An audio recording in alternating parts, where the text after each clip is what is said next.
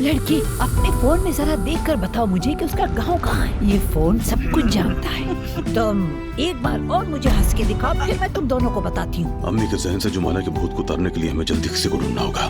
दादी जान को सिर्फ जुबाना चाहिए। वो जितना भी चाहे, जुमाना अब इस घर में वापस नहीं आएगी। तुम भी उस खानदान से दूर रहोगी, सुना तुमने? जुमाना के साथ तुम्हारा बहुत अच्छा जोड़ समझती हूँ। काश तुम मुझसे शादी कर लो।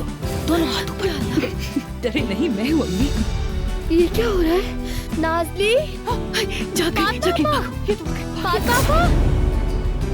वो अमीरजादा जुमाना भाभी के पास आया है। ये घर की हालत क्या हो गई है? क्या हुआ है यहाँ? जो रकम मैंने तुम्हें देनी थी वो चोरी हो गई है उजान। ये तो अभी सिर्फ शुरुआत है। कमाल की स्टोरी बनाई। पैसे चोरी हो गए, चोर आ गया, वाह वाह कमाल। उजान बस करो, निकल जाओ मेरे घर से।